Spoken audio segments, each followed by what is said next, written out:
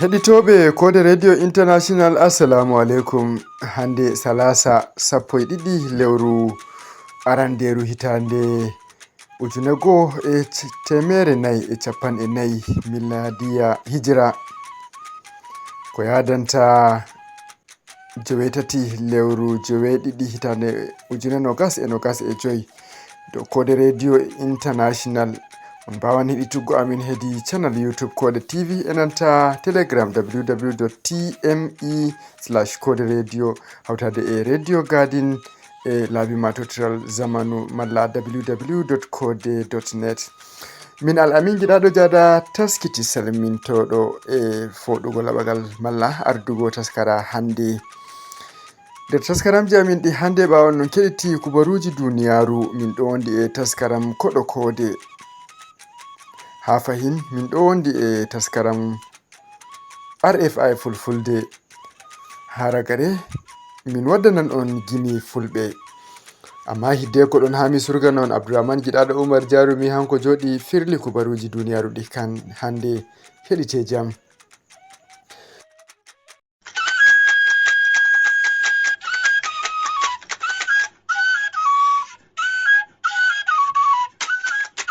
Assalamu alaikum heɗitotoɓe, aran nda horeji nder kubaruji. Yakiɓe mashaba shi'a gaɗi seppore ashura ha leydi Nigeria. Fulɓe noddama tefa andal ngal ɓe tetinta koye maɓɓe daga torraji jamanu. Mobgal Hizbullah ngal leydi Labanun hesitini anniya magal haro faddago e bo renugo leddi ndin daga kippe leddi Israila.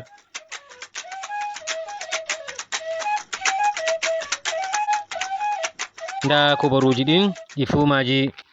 Nyande alal yawtunde mobgal Islama andirangal Islamic Movement les ardungal Sheikh Ibrahim El Zakzaki waɗi seppore ashura ha galluje Nigeria fere-fere. Ɓe mburtinake ɓe gaɗi lawugol hado laabi mawɗi. Ɓe ɗo nodda inde ya Hussein ngam jingango Imam Husaini tanirawo annabijo Muhammad sallallahu alaihi wasallam mo laamiɗo Yazidu mbari. Yakiɓe mashaba shi'a ɓe leydi Nigeria ɗo gaɗa seppore nde hiti fuu ha nyalomare sappore lewru Muharram ngam hollugo suno maɓɓe hado nyalomare hado yaltugo nyalomare nde ɗum wari Imam Husaini. Ɗuɗi heewi bo laamu Nigeria ɗo yerɓa police en cankita ɓe mbara woɓɓe maɓɓe fewre mere. Seni hikka kam seppore nden waɗama nder de'ende. Ha fannu mashaba shi'a ma bo ahlul baiti ɓe gasni wargo seppore ashura nde hiti fu ngam teddingo Imam Husaini tanirawo annabijo sallallahu alaihi wasallam. Amma wakere ahlus sunna ɓe gasni wigo ɗum nyalomare nde ɓe shumoto nyalomare ashura sappore lewru haram barno hadisere annabi Muhammad sallallahu alaihi wasallam tabitini. Ɗum hokki kubarwol dow banga en ma bo lohoɓe capanɗe joyɗiɗo mbarama wakkati ɓe titotiri e jogiɓe bindigaji ha hakkunde wuro andirago kukawa e wuro Bunyum ha hukuma pamara falde Kanam ha diwal Plateau e leydi Nigeria. Jayde leadership fillake habarwol dow wonɓe ton kumpiti jayde nden wiigo fitina kanni fe'ake ha nyande ɗiɗabre ma bo nyalomare altine. Jogiɓe kaɓorɗe jani e dow lohoɓe ɓen bo wakkati ɓe ummi ha wuro wiyetego Wase ɓe pa'i nyukkorde halluɓe ngam ɓe tilfa ɓe, amma non salori sai hamɓe halluɓe mbari ɗuɗɓe maɓɓe. Horejo lohoɓe wakere kukawa biyeteɗo Aliyu Bappa e diwal Plateau andini jayde leadership hado wigo ɓadima ɗum hefta guskije yimɓe ɗuɗɗe masin. Tere Bauchi, Taraba e Plateau ɗo fiida e bandiɓe halluɓe wujjoɓe yimɓe ngam ɓe keɓa ceede ko hani gomnatiji jinna darde ngam honugo. Fulɓe shawrama tefa andal ngam tetingo koye maɓɓe daga torraji e tampe zamanu. Dr Aboubacar Diallo mo leydi America sawri banani wakkati o haaldeno e radio Taranga FM radio ndu leydi Gambia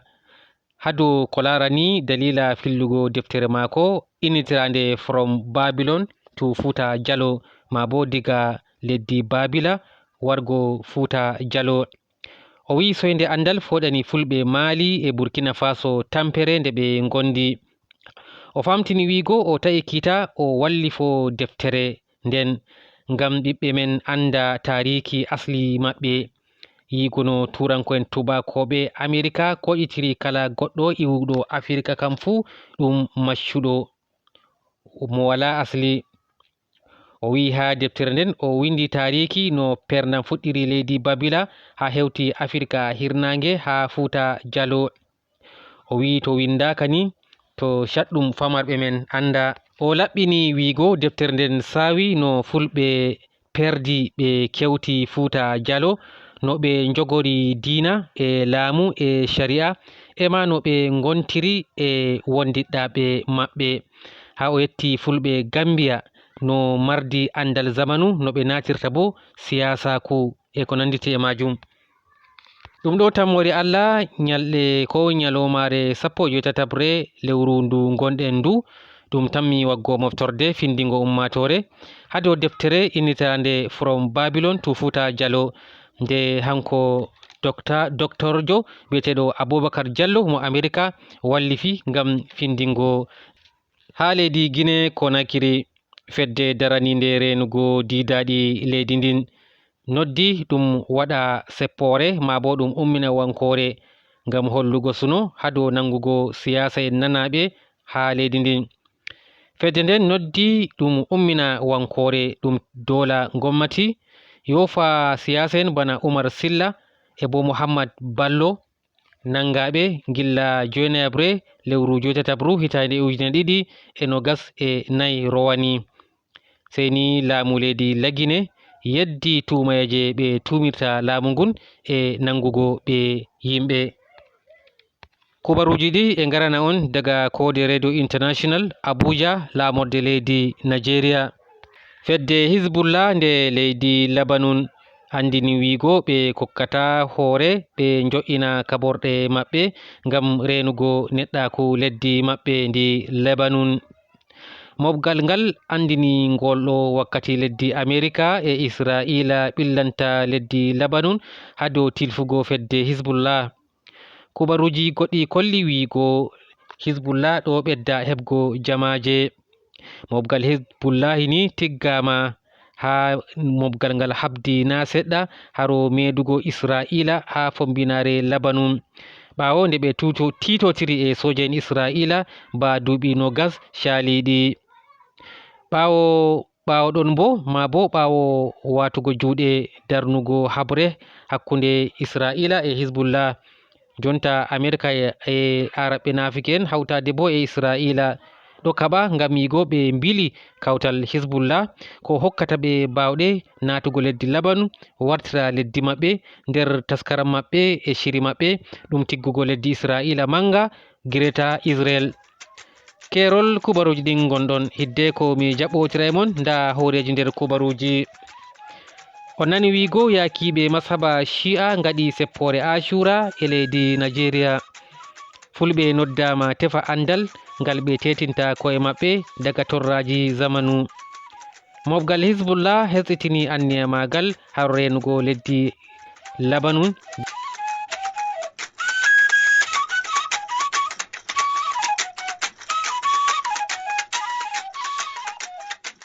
So a yettama Abdourahmane Giɗaɗo Oumar Jarumi. Miɗo nana belɗum heɗitago kubaruji Kode Radio International ha kilohas 7265 daidai jamdi 8 yahango 8 e reta jamma agogo Nigeria, Kamaru, Niger enanta Chadi non bo jamdi 7 yahango 7 e reta agogo UTC. jonta bo wo'ine jonde ngam heɗitiggo taskaram koɗo kode hawtade e Mamman Idrissa.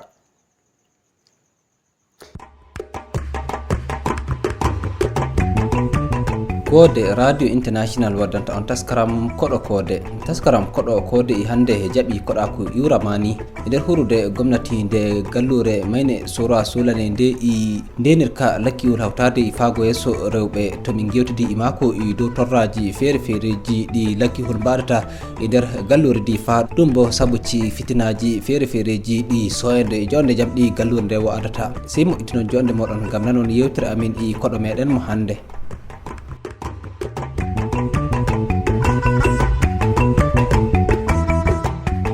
Assalamu alaikum min giɗi mbi on nanoɓe min inde moɗon e kuuɗe moɗon. Assalamu alaikum, inde am Ibrahimani mi huwa to renta lakkihol kamma erin ɗo mayne sorwa. Ok, to Ibra min getti i lokaci ɗum gokkuɗum inchallah hande en gewti kama da latti gallure meɗen nde Difa e nder haraka ko rarti ɗum hiya jonde jam daga kusan ko yahari duuɓi ko hulti 10 ɗuɗɗum haraka iri ɗe torraji dani lakkihol. Mi nani belɗum jamol ngol mbaɗanda lalle daga duuɓi ko faari 10 fa e dow ma hande en nder siya jonde jam e nder lardu Difa en andi de non kowa e andi ɗum gonɗo kerol e mo wala kerol en andi ɗum to ɗum ɗon siya jonde jam ɗum waddani en musamman dow lakkihol lalle ngi are ɗuɗɗe go'o ɗum tashi hankali ko yata piɗki bindigaji ɗi lalle ɗum wili lakkihol hankali lakkihol men lakkihol ha ɗum yahari hande lakkihol ma e andi to nani bindiga fiɗama kol andi bindiga e lakkihol e kultori e kama ɗum yahari gokkol bo kempi yayeji mo en babaji mo en ta jami so mimata yayeji ɗin te babaji mima ɓe maayi bandira en maayi e kamma yoyi to shafi kamma hande latti lakkihol kol shankiti kol kulaka kol dartatake ɗum fu min andi ɗum to siya jonde jam hanjum waddi ɗum. To jonte koji iri ɗiɗɗin siya jonde jam ɗum a holli iri goɗɗe jinnaje ɗe lakkihol mbatta bono samɓitaki ko nandi majo e ma pitki malfe ni ɗum ila ɗum e tasiri watta e ngadi lakkihol ko inima mako kamma nayi non ɗum wonirta jahango boɗɗum ɗum lakkihol. Lalle ɗum meya lakkihol ko minon joni wondake min kuude e makol sari to bolwida fahame lalle ɗare ɗe meyi ngandi lakkihol anani kol kuley ye kamma kol gerdaki duniya hanjum ɗum bo hanjum waddata nge lakkihol biya wili jande arda ngel resta hankali ngel waɗa ɗum kuugal gongal waɗa ngel resta hankali ngel waɗa ɗum ye kamma gokkol hanjum lattinta kol kama kol latto kol yumta kama ɗum biya tokkol duniya e doggurde sauransu ɗum hanjum kama hanjum tanne ko waɗe baɗowo ɗum kama hanjum ko tanne mawɗo hankune kuleteɗo e hankune bi'owo ɗala ɗum fu e nder ko lakkihol noon pamirta ɗum. To joni giɗi mi nana ɓawɗo ɗum mbiɗa ɗum haraka ko rarti ɗum gande haraka to darti bono e ndenirka lakkihol bo ira ɗi e harakaji latti wi'ata jiiɓake ko lalli dow haraka ko rarti ɗum ndenirka lakkihol ko bo goɗɗum kama torraji ɗi waɗata lakkihol ko wi'ata musgunam iri ɗi e lakkihol keɓata ko bo yaɓgo hakkeji ɗi lakkihol woodi. Hande gaskiya mi witti ɓaawo siya jonde jam ko waddani en nder lakki gamde lakkihol men kol goɗɗum ayi lakkihol men hande ɗum lattake lakkihol men kama en perikol areji makol ɗi ko mba'atoto e ñamdu makol kama magani makol to kol jamaki hande lattake ɗuɗkol fu kanan keɓata ɗum ɗon yayeji ɗin ɗali gese mu'en ɗali gure mu'en ɗali hunde mu'en fu feri ɗum doggoyi dilloyi ɗum e nder ko waddi lakkihol keɓata ko mbofti heɓgo hande are ɗe ɓurɗa sembe mum ndenno hande ɗe ɓuri sembe ma naga goɗɗum ga ko gonɗa keña hande fini a wala ɗum wuro ma a hempigo kama no mbimi nane hunde ma gabaɗe a firinde a dilli a daɗna yonki ma tan ɗum hanjum waddi dole bo ɗum to ɗum nonno ɗum meyri baba ɗum meye lakkiyel tunda hande ɗum waddi fa lakkiyol gokkol sendiri yayeji mu'en gokkol mbiyete andama to yayeji mu'en goni gokkol lalle ɗi mbara e andi ɗi mbarama e bo andama ɓe poofa ɓe maayi ɓe anda te lakkiyol kon goni ɓe anda teyyaji ɗin lakkiyol bo anda teyyaji ɗin goni kenan ɗum hanjum waddi lakkiyol jeeɗa lakkiyol e ngiilo noon tan joni haka min gol lakkiyol ɗuɗkol kol anda to yaji makol goni kol anda eɗi poofa ɗi maayi yo yaji ɓe anda lakkiyol maɓɓe e poofa maayi ɓe anda ɗum sendiri. To joni e iwra ɗum haraka lakkiyol kama doggoy kol wiyata kol hijira ko bo bono wonɓe nder inaje ɗe ngala jonde jam sari ɓattoyi ɓe nattoyi gari na ɓe gari ma e keɓa ɗum torraji to aran ɓe ɓen ɓe are ɗen meyi ila dilloy ko kuma en doggoy garti ɗo hamɓe ne arande ɗum ɓe meyi amma hande lattake jonde de joɗodi andi wi ko tagu watta mo joɗɗa watta to a haɗa mo to nyande go tawe amma ya waɗa ɗum to lattake hande ɗum meyi en enen ma wodi lakiwol men tunda hande hendirata laki fu a wi'ata lakiyel ma a fiɗata e lakiyel gongel garongel togoga biya kawga gel waroyi tan mais amma hanjum waddi lakiyol men ma ekkitake are goɗɗe en gi are ɗe en anda nden taw goɗɗe kaɓe ɗe watta ɗum fiindidira e adda e goɗɗum nini e laaɓi ɗum nawnidira ɗum are en anda ɗe noon hande e jahango ɗe ngari joni minon deke min gondi lakiyol kullum nodde mi dow ira ɗe taɓe mi haranta haala kamma hamɓe ma ha ɓe dullani arde ha ɓe ƴamimi on ɗume waɗi lakiyol mbatta ɗum lakiyol ɗi nawnidira e juppidira e laaɓe e pipitira e adda ko pe'ile ko shabbi ɗume waddi ɗum to ɗum foganani ɗum nder ko waddi ɗum fiyajo on jam hanjum ne lalle ummaɗo basan ɗayare to yura i doɗi fof ka fiji te ko hani waɗa gam yigo durwidi i ɗeɗɗen jinnaje arandi ɗum ɗayare lalle Allah turoyiɗe noon Allah waɗi kayam noon ɗum wa'ari kenan enen yakamata immo ndara ne to iwoyta ɗum parce que ko giiɗa fu yodi magani kenan to ɗimake yimɓe warɓe yakamata kollen ɓe ɗo to ɓe ngari i woodi jonde i woodi kala jonde nde waɗata ɓe tokka onen bo tawaɓe yakamata anditen ɓe duniya meɗum hoɓɓe amma ɓura jahango tawaɗa togo kenan jaɓen ɓe jaɓɓoɗen ɓe dokken ɓe ballinde rimre jaɓen ɓe ekkiten ɓe lallege kamata ɗum joɗoro naga goɗɗum ga wurta tunda ta ɗaloyɗo komi mo kaftoyɗo wari ɗali komi wala komi wari kenan kamata hawta wallidira yi wi'itira gonga to mi bonne yakamata wolwa tunda e wodi dotti en wodi yeyri en to mi lallere yakamata ko giiɗo lallere fu yakamata wolwa gada ɗum moƴƴine to mo yi'a ari he'itino ke'etinaki ken hanjum waddi are men fu hande ɗe fu ɗe pirkitake ɗe keɓa ɗe pirkito ɗe fu kanani hanjum ɓe kamata to kena duniya to wi lallere wolwa gada hawte rara te iwata maga ɗum to dow haraka ko larti ɗum ndenir kala kihol na ɗum en hani waɗa nder ɗum yenay ɗum gen ɗum sembiɗina ndenir kala kihol goɗɗum te wetini ko e duniya tunda e wodi woɓɓe waɗe ɓe goɗɗe are ko waɗe ɓe lakihol mbaɗa goɗɗum ɓe andama ɓe layfi hamɓe ɓe andama ɓe layfi alhaali ɗum layfi ɗum joni misali mbaɗa lakiyel kuugal ɓurgal sembe mum woɓɓe andama ɓe layfi amma mi layfi nanga lakiyel a wati ko kuugal ɓurgal sembe ko bo mbaɗa ngel on tangel ɗo gal huwan goma ko to ngel heɓi ceede gad jaɓe ɗe gad a jogoto ɗe mbiya ay lakiyel ngel wawa barki ceede ɗum fu kanani ira ɗe are ɗuɗɗe godi ira ɗe ɗum layfi ko kaɗa ngel jangoya lakiyel da haɗi ngel jango a wo he'nani ngel komi a lallinani ngel komi hangel ngel anda amma jahango ko aɗon ko a waɗa ɗon ngel wi'e an lallinani ngel jahango ma agel tunda an sali haɗi ngel yaha ko bo an itti ko an haɗi ngel yaha musamman ibra joni bono ɓikkol dewle gi'a musamman e nder bandiraɓe men ɓe waɗa ɓe fama ɓe gari waɗa ɗum ɗon ɗabi'a fa joni ɗum ɓilango ɓikkol lakihol talla musamman ɓikkol dewol ɗum ɗon talla wallahi ila arande enen kama turotogel ngel tefomi ma ceede bo alhaalita hoore amodi ɓe ne mbiya en ko lakiyel ma na lakiyel ma an marata lakiyel ma kenan lakiyel hangel inare lakiyel inaje ɗiɗi ne to lakiyel kama to miya lakiyel goɗɗum toon to ngel jangata ya Allah ko jangirde nasara ɗum mbiyete lokkol ko bo jangirde modibsi sey yefinare to ngel fijata ɗum hanjum ne yakamata to miya lakiyel to a yi'a ngel ɗon to laka ko magel ɗon farki kenan lakiyel imme lakiyel ɓilanagel to lambi angel hangel tefunuma ceede kenan de hangel marma lakiyel bo to fa a wi lakiyel ma a maratama ju'uni to jahango lokacin da yakamata hangel maratama a wawata to wallahi ngel wala ɗon tunda kat en andi on fu talle o landine laki wala ko en gi'ay lakiwol shawnama e nder talla lakiwol mbaɗnama faade e nder talla lakiwol ekkitama yidde ceede e nder talla non bo ɗum yarata alheri kenan talla vraiment mbaɗo lakiwol talle e giilo nder luuɓe wallahi nam are jami yakamata yaaji immo ndaro andita talla mbaɗol talla laki nam are jame ɗe ndimata are jam ɗum riskinta wala mo ɗum meeɗi riskingo seyni ɗum watama nder cemtuɗum to timma lewra tawi noddol maɗa e dow hara ko wawi dow ndenir kala kihol to e noddulam haalam karshe wallahi sai to en immake musamman yayaji lakihol wala ekkita ɗo lakiyel ma tarbiya sai an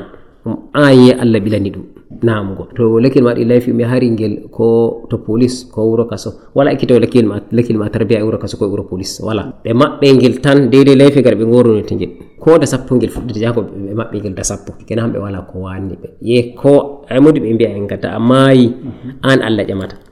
kenan ase lalle an ya kamata immo yaje kamata immo daro lelta laki hormo e ilengel pamari laki nonno lekki ilaki keshi durata ki to ki ori ki yewe to wodi ran getti do hetirani be taskaramji kode radio international fu do min gaddi regare taskaram aminka kodo kode min getti on e watango mi hakkilo dum baddon joni kam inde do koci joni kam inde darnde higrabe kuude be kode radio international mamma idrissa taskudo taskaram kodo kode ka hande hetirani on kambi mi on na wonde siddere to Allah jawmiro wadi potturni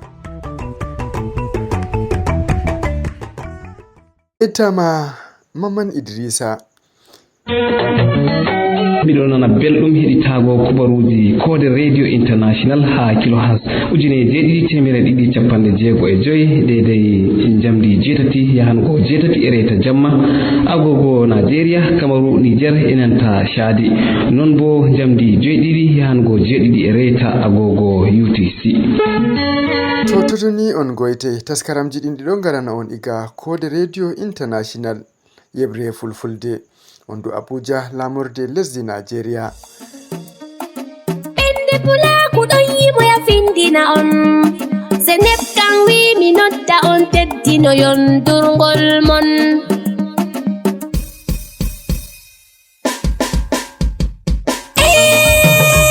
Durobe taskitalin durngol men. Mi nodde durobe bailen durngol men. Bailen gol yada be jamanu men. Bamen soyde joda ko torri en. Kirrito yen e gol tampini en wala seko. Mi nodde durobe bailen durngol men. Bailen gol yada be jamanu men. Bamen soyde joda ko torri en. Kirrito yen e gol tampini en wala seko.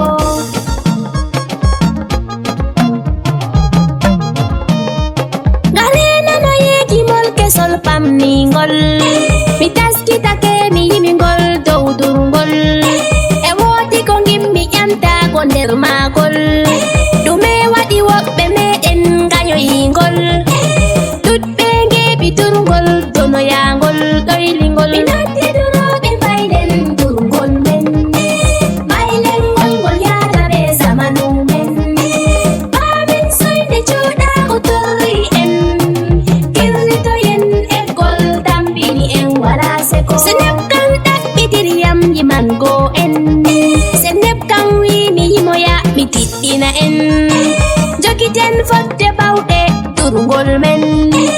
Duyoyen keɓen balliten ko e meɗen Dole ndurenga boshinen gurdam men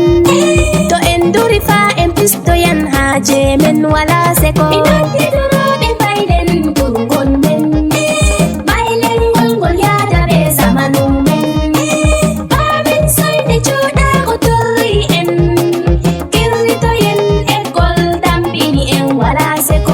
Durngol konde o tampata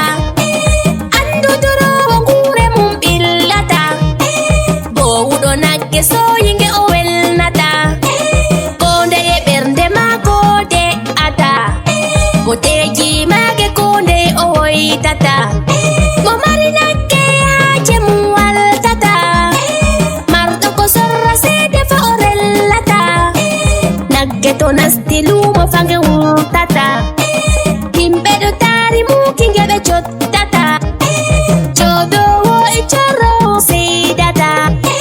barka nagge ɗuuɗi faɗi timmata ɗiɗo limto yanɗi fu o wawata jarɗo ko sam nagge fu o welata giɗo kusel nagge fu o dayata ɓelaaɗe mage be laral burata ɓilimɗan belɗi mage mi sabtata mi daroto ha ɗo ngam numen dow kujeɗe mbolwoya mi noddi duroɓe baylen durngol men baylen ngol yada ɓe zamanu men ɓamen soyde joɗa ko torri en kirritoyen e gol dambini en wala seko Senep kan winarren be naremoɓe joɗen jode welde be wondaɓe en ɗiɗiren narren kawten hoore dayen waɗugo hunde nde waddata lure maroyen holɗinare be holare dayen foɗidirgo keɓen weltare so wodi ko wadi en tefen narri to yen ɗalen kaɓe duroɓe baylen durgol men baylen ngol yada be zamanu men amin sonde joɗago torri en kirrito yen eggol dambini en wala seko minoddi duroɓe baylen durgol men baylen ngol yada be zamanu men amin sonde joɗago torri en kirrito yen eggol dambini en wala seko amin sonde joɗago torri en kirrito yen eggol dambini en wala seko kirrito yen eggol dambini en wala seko kirrito yen eggol dambini en wala seko. Joni bo mo'ine jonde nda taskaram RFI fulfulde. O taskaram ko fillitaɗo cellal ko ngadu boliba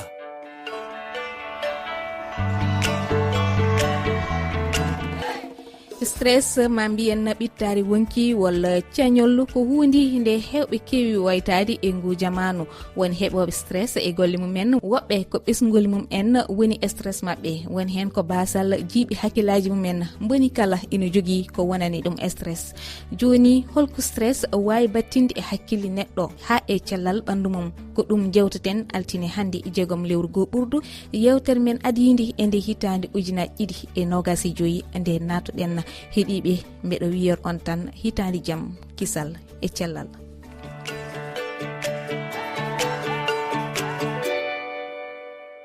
bandiraɓe hettiyankoɓe RFI fulfulde ha tengti e nde yewtere cellal ko ngaalu mi salmini mboli kala e mon e inde mum e yettode mum kadi mi weltini ɗum no fewi ɗum noon bandiraɓe yewtere men adide e nde hitande hesere ujunaje 2025 kalaten ko e ko wiyete ko tan stress en kaali e hoore e yewtere nde won wiyoɓe ɗum ɓittari wonki woɓɓe ena mbi cañol woni ni wiyoɓe ɗum wembere ɗum noon ko nde toɓɓere gadduɗen hande enen jaadi hen e docteur Moussa Ka ko hertorɗo rafiji hakkille mi salminima Seydi Ka.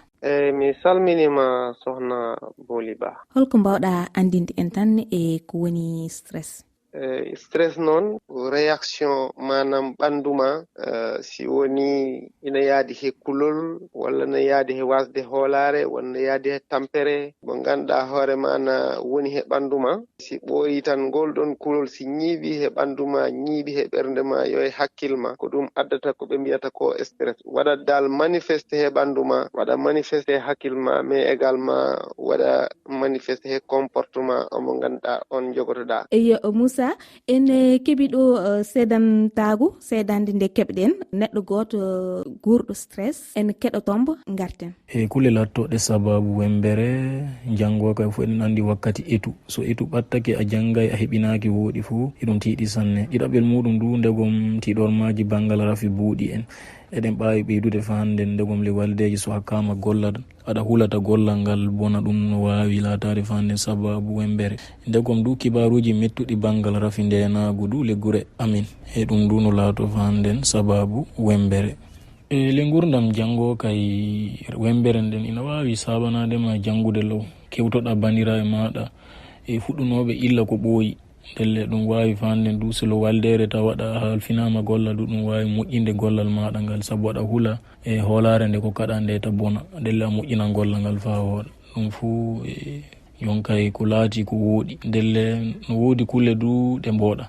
delle so aɗa wonle wembere wawtu fuu ɗum wawi sabade buufi ley etu maɗa on e ɗum saabo du rafi e ɗoygol lobbol rafi ɗoygol lobbol ngol no wawi hokkude hoore nawore wawtu fuu e ɗiɗaɓel muɗum du en kollinoli sababuji e wembere nden ndegom so a wala buuɗi fuu ɗum wawi metinde ɓerde maɗa koye e fulɓe kaali mbi'i mo wala sella. waɗi fayide machallah. Moussa anani haala makko holko mbawɗa wiide hen? eyi ko haali ko noon yahrata, o haali manam hoko addata ɗum, o haali aussi no warata manifeste. Effectivement ko ɓuri ko en artu noon heko addata ko wembere ni no wita ni le stress, c'est surtout situation ko mi mbita ko vie quotidienne, par ce que sa heɗindima han ko mbinomi ko stress kam wawa wasde won e neɗɗo, par ce que neɗɗo he stress jibindina. Iɗa janga aɗa foti wadde réussir examen ma, aɗa foti dañde liggey mbawa wallude jinnaɓe ma, walla sa dañi liggey ha pare sa hono mbarata wadde conservé manam tama liggey ma ha yara no haniri ni. Ɗum fof ko une source de stress e woni net stress naɗi permanent. Maintenant yimɓe ɓe jiida wembere nde no wona ko watta oɗo stressé, wona ko ɗum addanta in goɗɗo, par ce que yimɓe fof jiida hakkillaji, jiida expérience, jiida tiɗgol, jiida woɗi ɓe ganduɗa hakkillaji mumen na tiiɗi na dari ha wona ko kala naɓata ɓe tan ha manam hatta ɓe ɗanade, hatta ɓe yarde, hatta ɓe ñamde. Woodi hen ɓe ganduɗa si ɓe dañi ɗo examen ɗo ha lebbi ɗiɗi tati ɓe gonta ñamde, ɓe gonta yarde, ɓe gonta foftade, ɓe gonta ɗanade, hana ɓe addana souvent ko ɓe mbita ko hontitivité surmenage. Joni holno stress batinirta e hakkille neɗɗo? eyyi ko mbimi ko joni siko e hakkille hono yahrata manam ko kalɗo neɗɗo o tolni manam mbo wawi waɗa triste kam ko neɗɗo deƴƴore mbo natani he yimɓe, walla mo ganduɗa hoorema waɗi inquiété, walla emo looɓa kala ɗo tolni kalda he neɗɗo tan mbiya ɗum go'o tan o wima 10 ta an a wiyani ɗum ko ganduɗa hoorema na taki o looɓa. Kono looɓre nde wondi nde ko stress o addata ɗum. Jiya goto hanna fiya sukaɓe, jiya goɗɗo hanna fiya mumunali, jiya goɗɗo hanna ƴatto fofen, walla kalɗo tolni mbo wiya kam mayde sah ɓuuri o wurde. Ko mbimi ko kala ko woni hakkille rek ma art manam he e ɓandu neɗɗo, ma artu aussi e comportement neɗɗo. Comportement wonta comportement normal ɗo. Kunana jarama Seydi Ka, waɗi fayida, min beltima. A jarama sohna Booli, jarama inchallah, merci beaucoup. cellal ko ngaɗu. En garat bandiraɓe heeɗiɓe e koɗo men ɗiɗaɓe e nde yewtere cellal ko ngaalu gam haaldi e ko fati e stress noon ene won wiyoɓe ɓittare wonki walla cañollo, en kaali ɗum e hoore yewtere nde. Woɓɓe kadi ena mbi ɗum wembere. Joni enen gondi ɗo e professeur Dadi Baldé, docteur Dadi Baldé, mi salminima. Jarama, salminima. Iya, docteur Dadi Baldé, stress andinama wona ñaw fotgo welsindede, saabu ongo wawi jibinde e ñabbuli goɗɗi ko wayno ñaw ɓernde. An ka hertoriɗo e on fannu, holko mbawɗa andinde hen bandiraɓe? On jarama RFI. Aray on stress minen komin wiyata ɗum ɗon ko soñja ɓittagol hakkille, ɗum haray no jogodiri e nawnaje ɓernde. Aray on soñja woodi kinɗe ɗiɗi, o wawi wonde aray soñja on haray on tigi heeɓi sokola jano, aray ko fatunde moodi on tigi ma ɓengu on tigi ma ɓiɗɗoɓe on tigi ɓen. Aray kada mari sokola kadi ka ɓengure ma sokola ka golle. Soñja ɗimmo on haray ko neɓuɗo, on haray ko angal ɗanagol no wona ton, haray muusu ɓernde no wona ton, ɓernde tappore no wona ton. Haray noon on soñjaji e ɓittagol hakkili haray ko ɓuri tampinde ko jogiiɓe déjà probléme ɓernde, no jogii tension, no jogii diabète, ma no jogii maladie ton ko ɓenta maladie cardiovasculaire. Ɓe noon ɓurata soñjade so ɓe heeɓi on stress. Haray noon no woodi ko wawi wallitorade waɗugol par exemple sport on, ɓay sport on ɗuyta e stress, won coftal ɓalle. Woɓɓe kadi si heeɓi joni stress, woɓɓe kadi joni si heeɓi stress inna yo fiimu fi ɗuytugol on stress, ma yo yaru café, ma yo yaru alcool. Ɗum fof on tigi haray moƴƴa waɗu on tittarta ɗum ɗon fof. Haray on tigi ko wadde kon ko sport. Ɗum noon docteur Dadi Baldé, mi yetti, Allah jarama. Jarama. Kabaru cellal ngendigu. Enen jaade e nden rogere e docteur Lamarana Diallo, mi salminima docteur. Mi salminima Bouliba. Eyo docteur, hande e rogere e meɗen gurdam gendigu, namnal men woni bel stress no usta goragu gorko walla belam debbo e nder balde. Stress no mari impact e sexualité gorko ma debbo. no tawa e ellaji ɗi min ɓurata yiwugol ɗin si miɗen wadde consultation e sexologie woni ko gorko wonɗo arde fi éjaculation précoce ma gorko wonɗo arde fi ko innete kon ɗuytagol doole impuissance ma debbo marɗo probléme ka sexualité mum haray stress on no nder to moƴƴa yo non stress on kadi no wawi wonde haɗa ka sexualité iwi ɗon no sukki gorko marɗo probléme tawa mo mari immagol tuba makko banno satti ma o yiidi e debbo o wawali yidugol e debbo no duyra noon e mani won yaltitinna ma o heeɓi probléme érection ɗum ɗon aaninamo tawa stress on kaka sexualité woni o rondito si o ronditike ɓittay mo sonja mo ɗum ɗon wona sabu janngo kadi simo yiitidude e ɓengu makko ma e debbo mo yiɗi on artira probléme on donc gorko mo mari probléme sexualité ɓitta mo ɗum ɗon entretien na difficulté on hara on tigi ala wawde seedugol e mum no wawi yarude noon ha on tigi woɗɗito debbo few ko wana noon kadi debbo on si tawi mo ɓitti mo mari ko innete kon stress tawi mo yiidude e moodi makko haray mo wawi walagol ɗon ɓe yiida kono ɓay tun haray mo ɓitti o accitata haqqille makko ɗen e mbalnidin donc ɗum ɗon wona sabu tawa o heɓata ko innete kon lubrification tawa himo yoori mo yiidude gorko himo muusa donc ɗum ɗon fof bonna mbaldi makko hakkunde makko e moodi makko ma hakkude gorko on e debbo on haray donc stress on no hiye moƴƴa ka sexualité e no sonja moƴƴa haray mi salmini on miɗo tan ƴinimi jaabike landal ngal haray mi hewrike e auditeur ɓe ɓen fof jarama docteur Lamarana Diallo heeɗiɓe ko ɗum tongunoɗen e yewtere men hannde nde wadden dokkidiri aadi altine garowo e yewtere wonde cellal kongalu ɗo e nden bandiraɓe heeɗiɓe nguuren cellen cellirɗen en jetti en jarni Saliou Dia wondude e coro kamɓe kettano en to karalagal to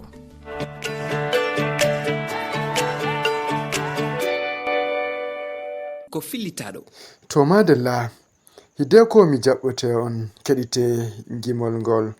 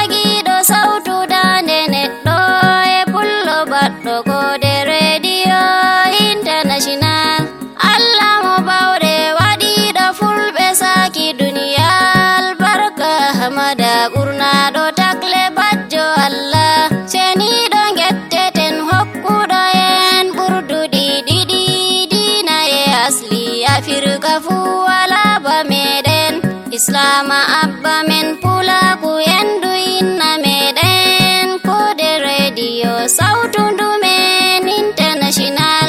kode radio on moni sautu fulbe meden garem makedi tenjona du asli meden jamdi joitati jamma to hiri kode fuma bitem makedi ten radio kode international taskaram di jangi nandi andi nandi famti nandi kode radio welnana fulbe international bapullo e woni fulato I horre international non kode radio lutani fulbe international habaruji kode radio chahidi labdi beldi ndeni fu e kediten sautu pula ku international kode radio on moni sautu fulbe meden garem makediten jona du asli meden kime fulbe finata wasudu ndurobe mawbe jango woni hirde nde bacci do sautu kode international durungol edemal jamudum risku siyasa duniyaru e famu dina ma kodo kode international tarikha baba men shehu Usmanu bina fodio taskaram di beldi di fudo kode international kedi temma famo yen wa inaya keji meden albarka taskaram radio kode international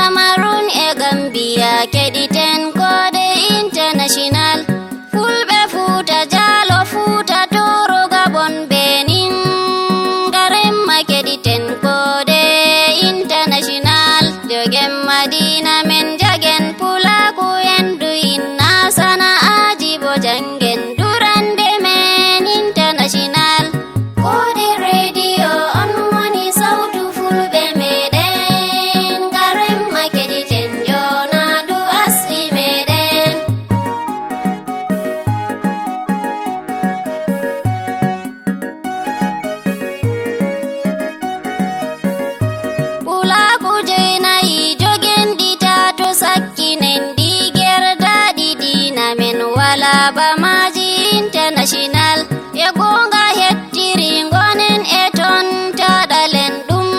fewreta jaɓenta jamben international en ɗambo hunde men giɗindiren cakaji meɗen hautemma hore men wallindiren international munyal bo en baɗeta to hafen mere nonnonde e nde ardinen jafindiren international kode radio on woni sautu fulɓe meɗen garen makeɗiten jonadu asli meɗen to nyare yawareta to jaɓenta kulen bo merareta mbaɗen en lata cusɓe international medi en mbaɗe famarɓe ɗo tanayo mawɓe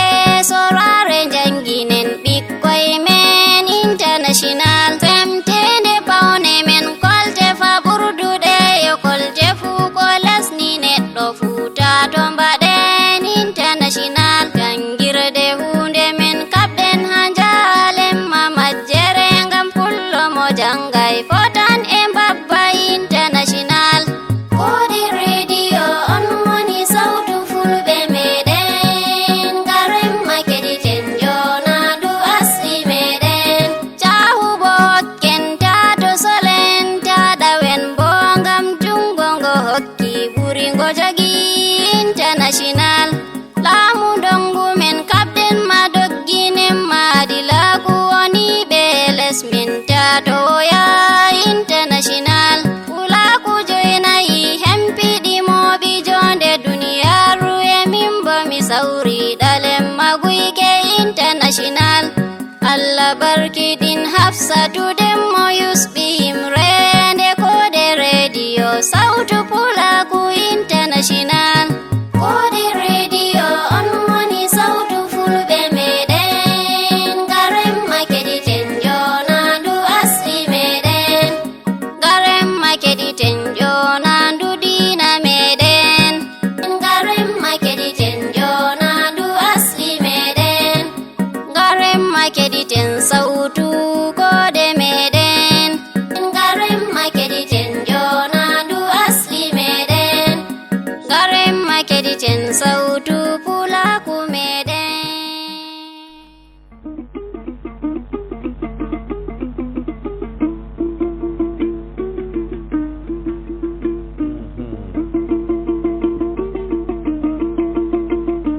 tunda jemma jangi hiri mi waylitay inde Musa baba konsiye alarene mi hon kay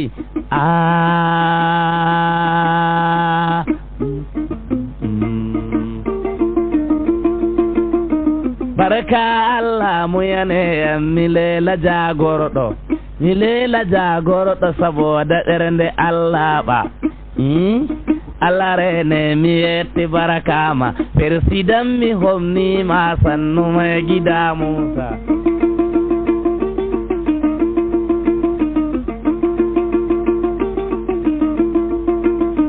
persidan mi homnima konsiye mi jaɓɓima kay jama'are wuro ladde mi metatago min jahino ɓangal wuro ladde weelo faɗɗimi sintintimmi mota warayi yono min gatta dotti en mboyey fule rewɓe mboyey wala ñiri wallay Allah wuro ladde mi metatago min jahino min wambay jawro maɓɓe riwiyam jawro maɓɓe bo metala mum badonga ginnaji jawro maɓɓe bo koskom mum bala shigo geru jawro maɓɓe bo konduga mum ba jiba fatari jawro maɓɓe bo korlom mum ba firugel baggu jawro maɓɓe bo koskom mum bala shigo geru kode radio international ha kilohertz ujine jeɗiɗi temere ɗiɗi jawro maɓɓe bo haramayo o canjata linse sabo o ɗuɗa kumnojo agogo Nigeria Kamaru Niger enanta Chadi non wallahi Allah wuralade mi metatayago ayya jawroel maɓɓe wala ko yaari ɗum ladde sey kasuno zakkaji a remay remata remata mi hokkata zakka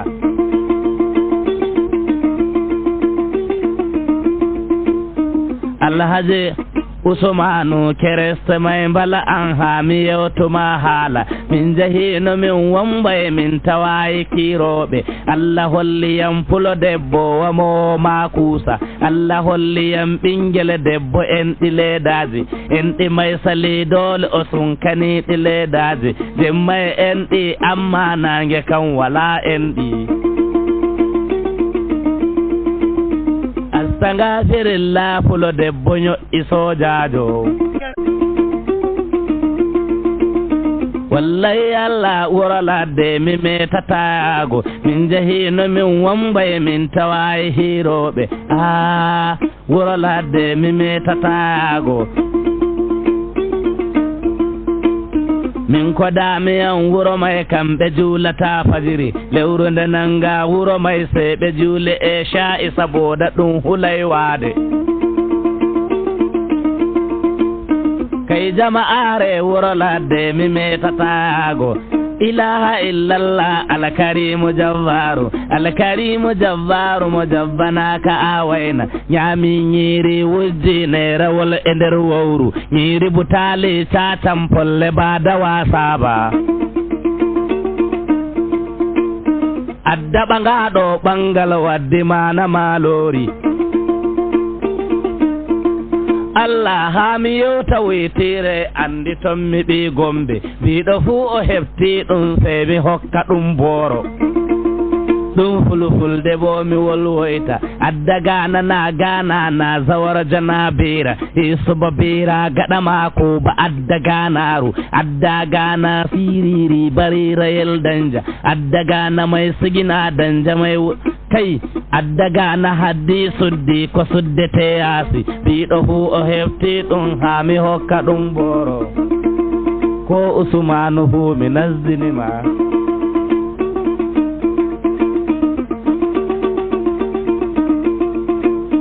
kay hayatu an ibbal baba suudu an maygida ande mba o sobajo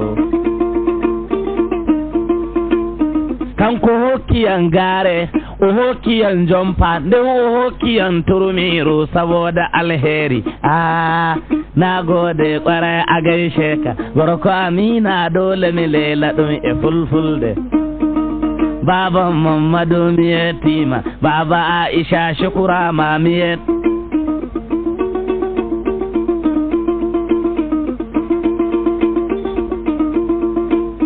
jawro o motorrayan jotta bo mi hotanamo ayya jawro may gite mako ba motayel jemma ɓinguel debbo wujji jaɓɓe jiti poosa o winoyam musanaya o hoshanam poosa ɓiminda dara ɓinguel debbo min mi wawa ɗo min no winoma gujja jaɓɓe jita poosa ta yaha ta yahata falawre kombolli ta andayam sey daroɗa nana no mbitemi ta andayam min woni journaliste wambaɓe ta andayam min woni ɗan jarida wambaɓe ta andayam min woni Musa Jawmu Mandula ta andayam min woni gongoni na surutu radio na labari Musa ɗuɗa haalajo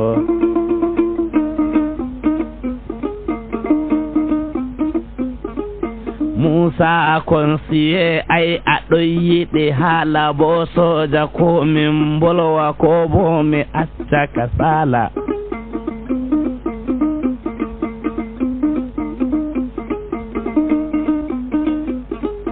hidde mi wolwa to ha mi wolwa karewɓe mi wolwa karewɓe nden mi yewta kayide miɗon yiɗi rewɓe amma miɗon hola rewɓe na rewɓe kulaymi min fewre rewɓe kulaymi a darwa e maɓɓe nden bo ɓe fistayi darwugo ɓe ɗon huna mere wallahi ha dow hendu mbi'a ɗum gonga ɗum fewre mere ɗum watta dow fewre tan ɓe hunoyta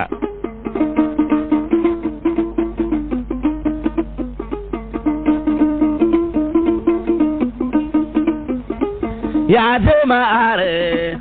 en jiɗa rewɓe ngam Allah en kula rewɓe to ɓe nanga e goɗɗo to goɗɗo e jooɗi o saldori nango e goto sey ɓe tunamo debbo nyande ɓe yerɓi bo debbo kan nangaymo o saldora soja o saldora police o ɗon mari andal to ɓe yerɓake debbo sey debbo tampamo jungo wallahi ko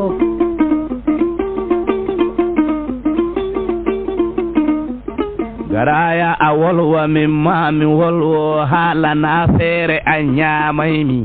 to mi heɓi ceede na feere an ñamaymi garaya a andi an fuu mi soodane lilon garaya a andi an fuu mi sooda jeke miɗo fiira bo be majum garaya a andi nden bo mi sooda larle miɗo hunuma be majum garaya a andi nden bo mi soodane urdi ɗon bo mi mettane seɗɗa garaya a andi nden bo mi fawnayi fawne a e takke ɗon bo mi takkane takke may mi soodane linse nden bo mi huune e gaare ma to yewtu garaya min bo mi siwtoto seɗɗa to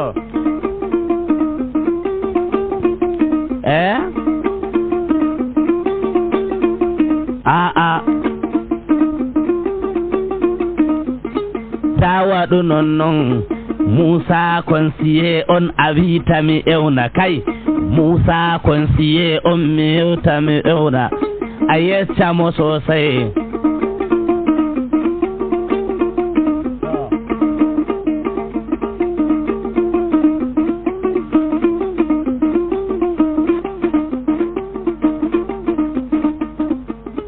ya jama'are dalilai da mi ummi min hami nasti bambu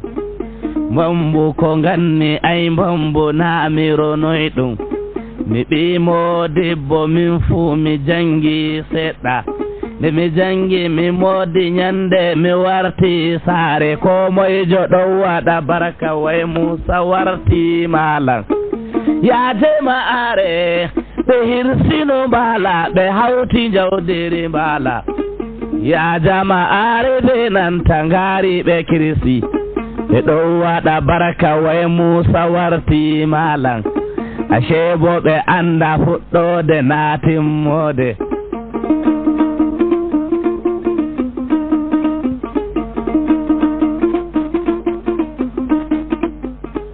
ya jama'are ɗon bo mi warti mi joɗi way ha mi dey ɓanga debbo miɗo yiɗi Hawwa o danejo boɗejo gadar rewɓe sey dotti en ɓe kaɗiyam diga ɗon de mi ɓerni min Musa may mandula ya jama'are to sey mi ummi jonta min bo mi dilli dandi mi narsino dandi way ha mi dilla mi maya mi jengino lekki fu ha mi do ami maya mi do ake lekki ko silɓere mi waɗaki diga ɗon de mi ummi bo sey mi nasti imayo fu ha mi nasta mi maya mi ɗon nder mayo sey torra feere waɗiyam nde mi wurti mi dilli nonnon mi nastiri dandi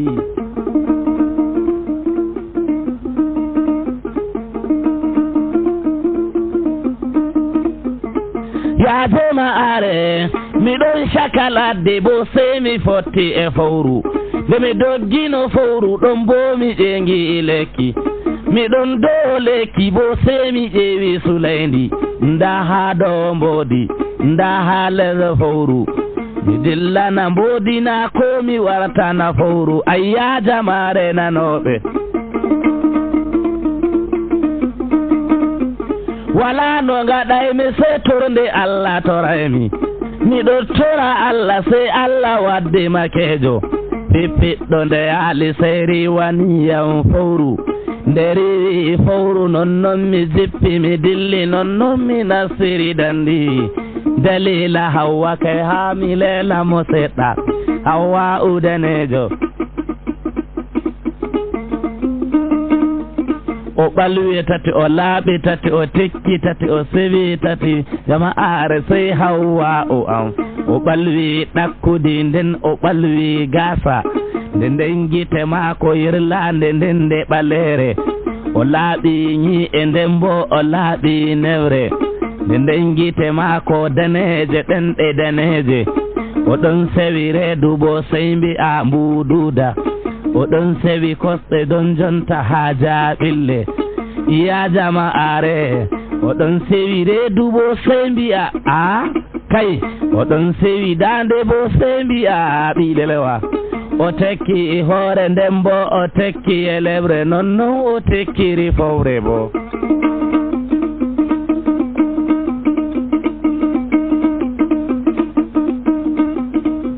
te kaso ɗon jinnato haa mi wolwa ka soja miɗon yiɗi soja amma miɗon hola soja na soja kulaymi min kuuɗe soja kulaymi ya jama'are ñandere feere ummimi haa nder gembu Saradawna lokala gommel miɗon yaha banyo mi yaalino banyo misali haa e Tibati mi dilli konca min lammini laamiɗo ya jama'are nde min lammini lamɗo min gartoyi e mi warata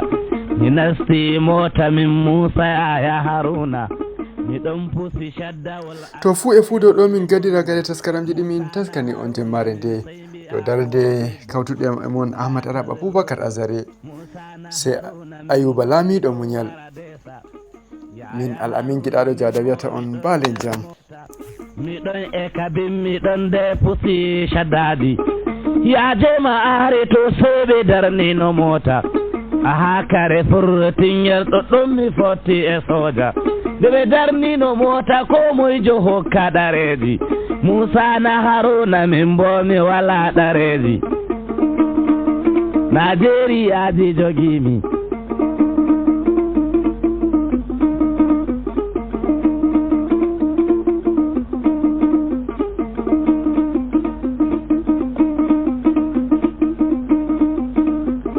ɓe darnino mota ko moyjo hokki ɗareji min bo miɗo siñi jooɗi iya jama'are soja o wayliti haa o dilla e jonta o tamminomi kuwo soja nde ndaari en sey mi moosi mi hippi ɗoɗɗon mi wiimi bami pullo nden nde o ndaari en haa ƴarooɗe mi woodi ɗon bo mi nandi pullo soja nde warti sey ƴamti en e français min bo mi nanta français o wi mon ami donnez-moi carte d'identité mi de'iti jeeɗi mi holli samminanayi o wi voilà donnez-moi carte d'identité mi wimo iñaafa o wi iñaafa carte d'identité mi wimo wi chef o wi ande fande mi jippi mota mama ammari mota may nde mi jippi e leddi to sey suferjo bo ummi suferjo e dilla to sey mi darni suferjo mi wimo attendez sufer ti pas où o wi je vais parti mi wimo parti où donnez-moi mon sac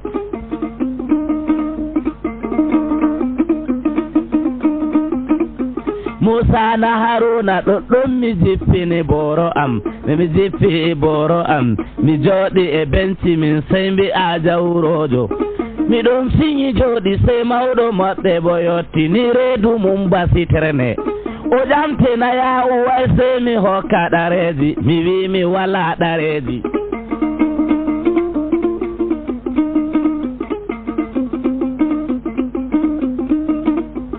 ya jama'are way sey mi hokka ɗareji mi wi mi wala ɗareji soja nde yaali sey ƴamti en jama'are o wi toi ça c'est camerounais mi wimo écoutez moi bien chef moi ce n'est pas camerounais o wi toi ça c'est malien mi wimo non chef